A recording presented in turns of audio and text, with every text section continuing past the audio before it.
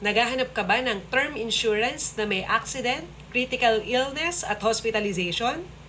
Let me share with you Guardian 65. Ang Guardian 65 ay term insurance plan kung saan mako-cover tayo until age 65 at payable rin to until age 65. So dito sa plan na to, covered ka lang pag nagbabayad ka ng policy mo. So for example, para sa age 30 na female, ang huhulugan niya lang is 16,000 for the next 35 years until age 65, o kaya naman pag semi-annual 8,000 plus or pag quarterly 4,000 plus. So pag semi-annual saka quarterly, may dagdag lang siya na modal premium kaya mas mahal pag tinutan mo. But okay lang yon, kung ano yung kaya mong simulan ngayon, yun na at least para ma-cover ka. So the moment na ma-approve yung plan, itong Guardian 65, yung tapat niya na 1 million, yun yung tinatawag natin na life insurance. In case of premature death, yan yung matatanggap ng family members natin. And if ever naman yung member ay naka-experience na major accident, like kunyari car accident, tapos namatay siya, so mangyayari doon, 1 million na life insurance plus 1 million na accident. So 2 million yung matatanggap ng family.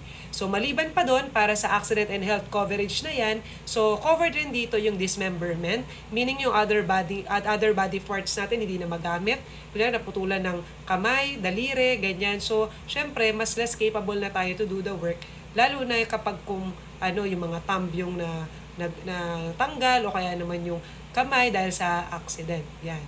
O kaya naman syempre, meron rin tayong mga na uncertainties in life na piniface, katulad ng mga minor accidents, katulad ng nakagat ng aso, nakalmot ng pusa, nahulog sa hagdan. So pwede tayong mag-file dito ng 100,000 per accident per year basta nagpa-check up sa clinic at hospital, kasi kailangan natin mag-file ng SOA tsaka OR for reimbursement at gagawa ng notarized narrative sa nangyari. O kaya naman pag accident, na may vehicular accident, police report yung isasubmit. Maliban pa doon, meron tayong tinatawag na 20-year lifeline. So ito yung lifeline na to, ito yung tinatawag natin na critical illness.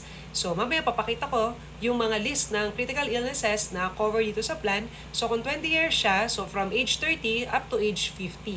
Yun lang yung babayaran, yun lang din yung coverage. So, meron tayong coverage na 400,000.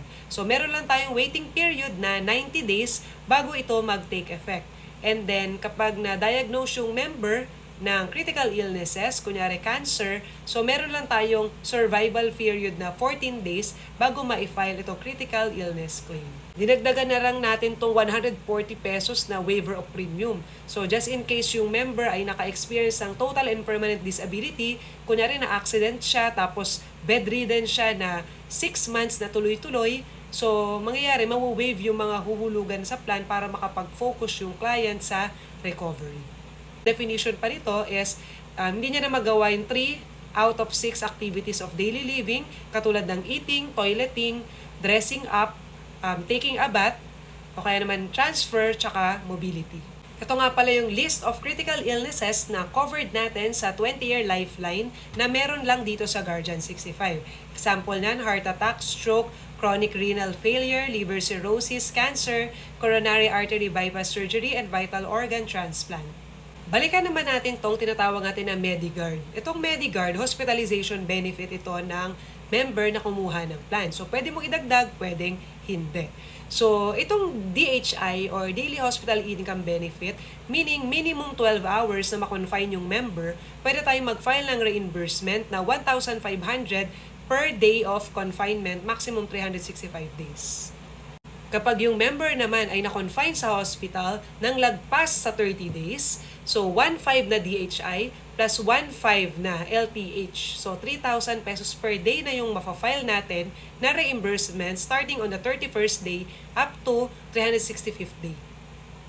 If ever naman yung member na confine sa hospital at sa ICU ito na confine, so itong DHI na 1,500 i-plus itong 3,000, so 4,500 per day ang pwedeng ma-reimburse for the said confinement sa ICU.